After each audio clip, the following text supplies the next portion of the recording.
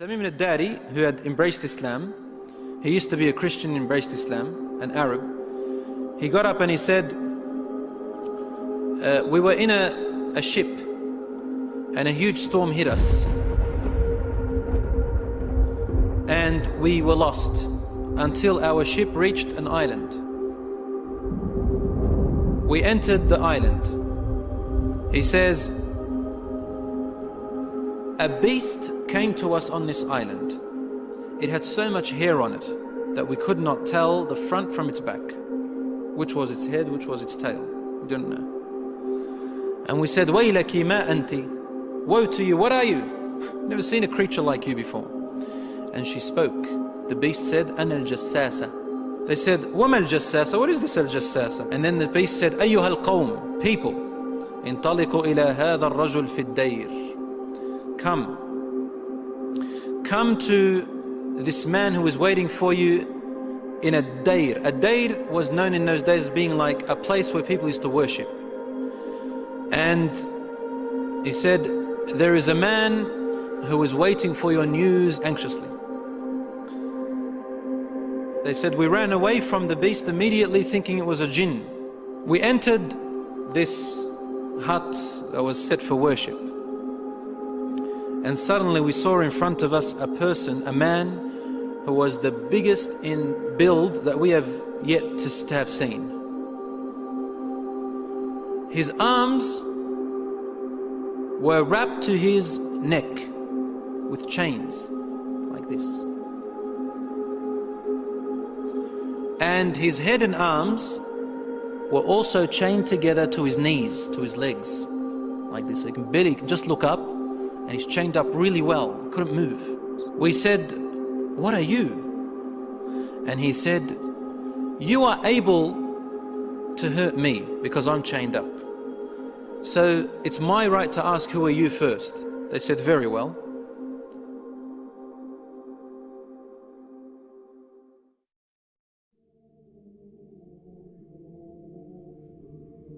We are people from the Arabs.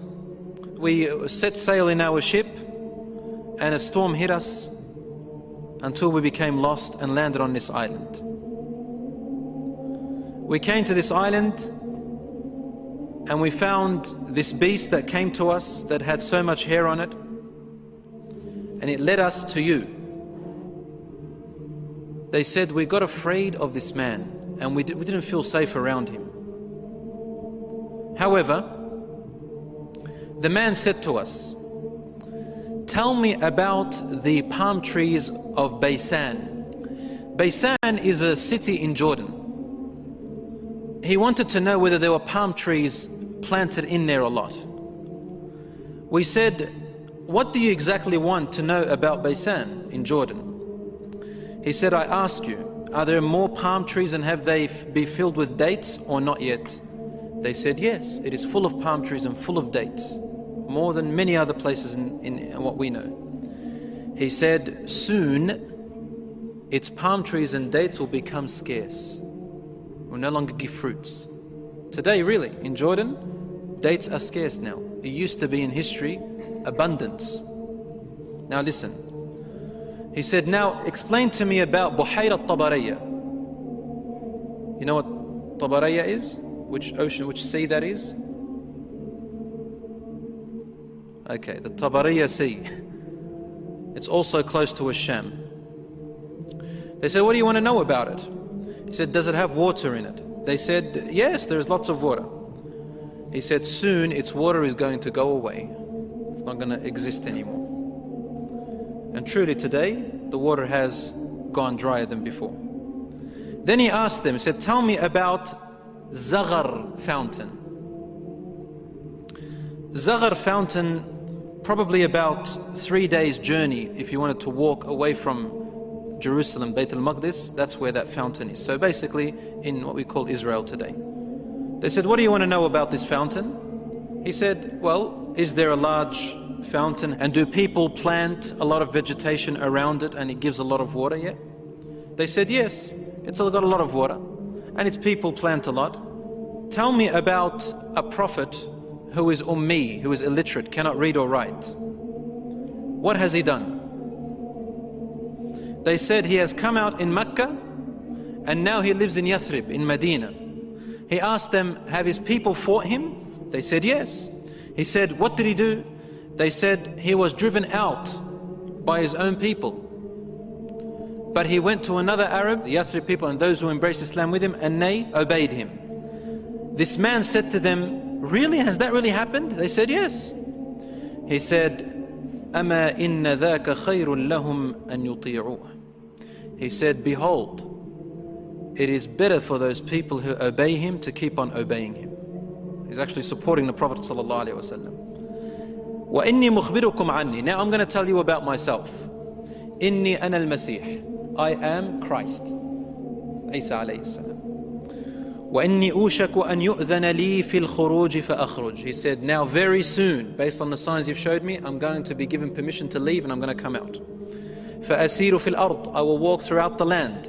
فَلَا أَدَعْ قَرْيَةً إِلَّا هَبَطْتُهَا فِي 40 لَيْلَةً. He said, there wouldn't be a village or a city or a place on earth except that I would have reached it, all in 40 days. The whole world in 40 days. غَيْرَ مَكَّةَ وَطِيبَةَ. All except two places, Mecca and Tiba, Medina. فَهُمَا مُحَرَّمَتَانِ عَلَيَّ كِلْتَاهُمَا. He said, they are both forbidden for me to enter. Now when we say he enters, it means he conquers, takes over. He owns it. كُلَّمَا أَرَدْتُ أَنْ أَدْخُلَ وَاحِدٍ. He goes, every time I wanted to come into one of them, an angel will stand guard holding a sword, and he will prevent me from entering Mecca and Medina.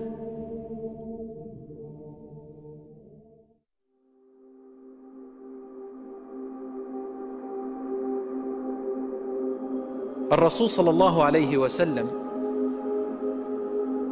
started grabbing his stick and sort of, he put it close to his hip, sallallahu alayhi wasallam, and then he began to bang, to hit the ground with it like this. But he was sort of tense, sallallahu alayhi wasallam. Something very important. He was really tense about it, and he hit the floor and he said, "Ala hadhihi tiba." Behold, everyone, this is Tiba. Meaning he's pointing, this is Medina. He's in Medina, he's saying, this is Tiba, which you are in right now. He said, didn't I tell you that this man will come out and not be able to enter this land? They said, yes, Ya Rasulullah, because he had told them a lot about it before. He said, the hadith of Tamim al-Dari, wallahi, amazed me as he told me about him. Because it's the same as what I used to tell you about Mecca and Medina. Behold, dajjal is somewhere in near the oceans, in one of on an island somewhere towards the east of Medina, somewhere there, he said, in one of those oceans. Min qibal al-mashriq ma hu, towards the east somewhere. So even the Prophet ﷺ doesn't know exactly where he is, but in that direction. So he's close to the Middle East at the moment. So Allahu A'lam, ad-dajjal will first arise in Asham, in the Middle East area, which gives a lot of sense that the Jews will be the first to follow him because they are waiting for their Messiah to come. They don't believe that Isa alayhi salam was it, and they don't want to accept Muhammad sallallahu alayhi wa sallam. So they'll be the first to follow ad-Dajjal. They say he is the real Isa. As for the Christians, they believe in the coming of Isa alayhi salam. Because they've mixed up their scriptures, they will think that this is the man. And because he will say, I am Isa, they will ask for him alayhi salam, they will ask for miracles, and he will do these miracles. Some of them won't be convinced. See, afterwards he'll say that I am God. Ana ilahukum. And then they'll say, what proof do you have? He said, only God can raise the dead. He said, okay, what if I raise your parents from the dead? They said, yes, we'll believe your God. So he will be able to get the jinns, the shayateen, to work for him, and he will raise them to become, to look like their parents, and they will speak to them. And so the people, non-Muslim people and the weak Muslims will follow him.